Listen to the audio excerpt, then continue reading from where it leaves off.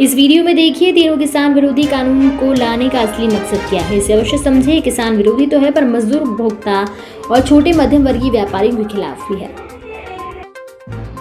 ये वीडियो उन लोगों के लिए है जो ये समझ रहे हैं कि नया कानून जो किसानों के लिए बनाया गया है उसका नुकसान सिर्फ किसान को होगा। जी नहीं, आप गलत हैं। अब मैं आपको समझा दूं, शायद आपको समझ में आ जाएगा। केवल एक सेक्शन बताता हूँ जिससे आपको पूरी कहानी समझ आ जाएगी। जो कॉन्ट्रैक्ट फार्मिंग है, उस कॉन्ट्रैक्ट फार्मिंग की धारा 3, उसमें जो एग्रीमेंट होगा किसान और व्यापारी के बीच में, मैं उसके बारे में बताता हूँ। आप समझ जाएंगे, उसके बाद कुछ बताने की जरूरत नहीं पड़ेगी। उस धारा 3 में लिखा है कि किसान और व्यापारी के बीच में एग्रीमेंट होगा।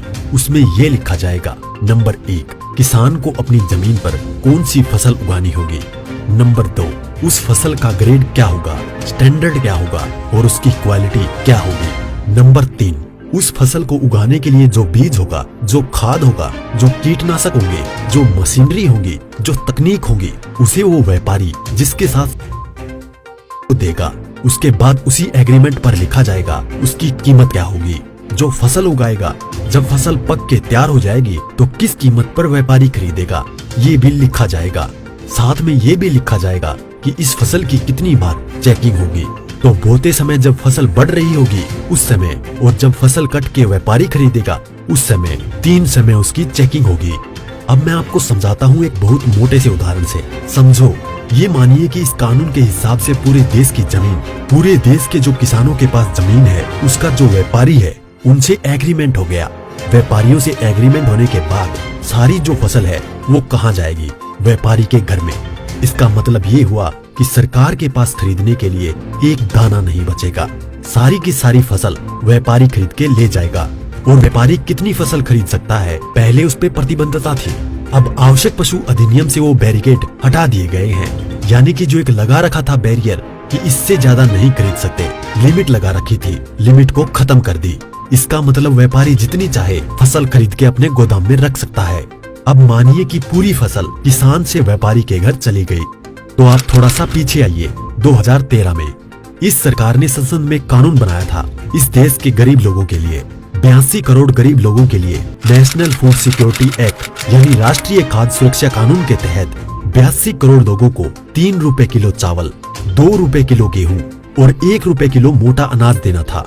अब मैं आपसे सवाल पूछता हूँ, अब समझिए, आप सब कुछ जब सारा अनाज व्यापारियों के पास चला गया, सरकार के पास कुछ नहीं है, तो सरकार इन 82 करोड़ लोगों को कहां से अनाज दिलाएगी? पहले तो ये बताएं। इसका मतलब जो 82 करोड़ गरीब सरकार की मदद पर निर्भर था वो खत्म हो गया।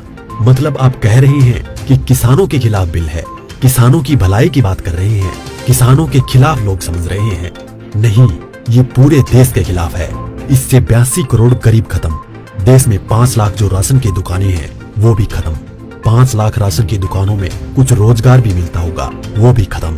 अब इसके बाद आप आ जाइए कि जब किसान को सारी चीजें, जो खाद भी है, बीज भी है, कीटनाशक भी है, मशीनें भी हैं, तकनीक भी है, वो व्यापारी जिससे समझौता हुआ है वो ही देगा।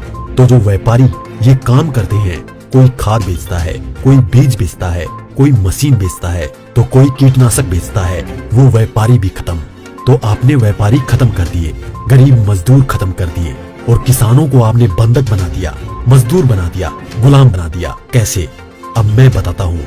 जब किसान की जमीन पर एग्रीमेंट हो गया तो किसान चाहकर भी अपनी जमीन में मानो मक्का बोए हुए है, मक्के से एक बूटा तोड़ के नहीं खा सकता। आज की तारीख में तो खेत में जाओ और एक नहीं 10, 20, 50 जितने बूटे तोड़ के खाने हैं खाओ, खूब सेक के रिश्तेदारों को भी ले जाओ। साथ में गन्ना अगर बो रखा है, एक गन्ना नहीं खा सकता। क्यों? क्योंकि व्यापारी से समझौता है। अगर एक गन्ना टूट लिया तो फिर उसके बाद व्यापारी से लड़ते रहो, आप एसडीएम के यहाँ, एडीएम के यहाँ। मतलब ये है कि अपनी ही जमीन पर किसान अपने लिए, अपने बच्चों के लिए अगर मन करता है, जो फसल किसानों ने उगाई है, किसानों की मेहनत है, उसमें से एक दाना नहीं ले सकता। ऐसे कानून का क्या करेगा किसान? और इस कानून ने व्यापारी खत्म कर दिया, इस कानून ने मजदूर खत्म कर दिया, और साथ में जो किसान है, किसान को इतनी भी मोहलत नहीं दी गई। आज की तारीख में तो किसान किसी भी जगह से दूर जाकर, यहाँ से ठीक नहीं मिला तो वहाँ से ले, वहाँ नहीं मिला तो वहाँ से ले, यहाँ से कम नहीं मिला तो यहाँ से ले। खाद और बीज अपनी मर्जी से ले सकता है, इसके बाद नहीं। इसके बाद तो व्यापारी ही देगा। इसका मतलब ये हुआ कि चंद व्यापारियों के हाथ में पूरा देश जाने वाला है। और जब व्यापारी के साथ में समझौता हो गया तो कोई भी बैंक किसान को लोन नहीं देगा। इसका मतलब ये हुआ कि अगर उसे पैसे चाहिए किससे लेगा? एक ही रास्ता बचा है, उस व्यापारी से।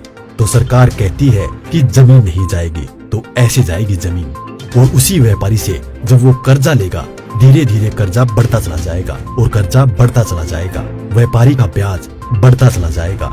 लिहाजा जो किसान है अपनी ही जमीन उस व्यापारी को बेचने पर मजबूर हो जाएगा। अब थोड़ा सा पीछे जाओ, आपको ले जाता हूँ 1947 से पहले। उस समय क्या था? इस देश में जो साहूकार होते थे वो ऐसे ही करते थे। किसान को पैसा दिया, वो पैसे पे इतना ब्याज पर ब्याज पर ब्याज पर ब्याज किसान की पीढ़ियां गुजर जाती थी, कर्ज नहीं उतरता था और सारी जमीन जो है वो साहूकार के यहाँ पे चली जाती थी।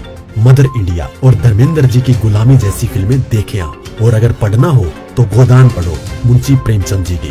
पहले वो अपनी ही जमीन पर बंधुआ मजदूर बनेगा, उसके बाद में अपनी ही जमीन बेच जाएगा। ये है इस कानून का परिणाम जो आगे तक नजर आता है। इस रह गई उसे भी बता दूं, जो मध्यम वर्ग के लोग जो आज रोटी खा रहे हैं, जब व्यापारी सारा अनाज अपने गोदामों में बंद कर लेगा तो वो जो आज उसने लिया जिस दाम पे उससे 6 गुना 7 गुना 8 गुना दाम पर बेचेगा। तो जो मध्यम वर्ग के लोग जो घरों में बैठे हैं उनको इस आंदोलन में बाहर आना चाहिए। जो अनाज, ये आटा 20 रुपए से 25 रुपए 30 रुपए किलो मिल रहा है, वो ही इस कानून के लागू होने के बाद वो आटा, वो अनाज उन्हें 50 से 6 गुना दाम पर मिलेगा। 100 रुपए, 125 रुपए, 150 रुपए किलो मिलेगा। तो असर किस पे पड़ेगा? एक भी व्यक्ति नहीं बचेगा जिस पर इस कानून का असर ना पड़े। इसलिए मैं कहता हूँ कि ये किसानों के विरोध में नहीं है, देश को तबाह और बर्बाद करने के लिए है। इतना सब कुछ पता होने के बाद भी अगर आप किसानों का साथ नहीं देते हैं तो आगे आपकी मर्जी।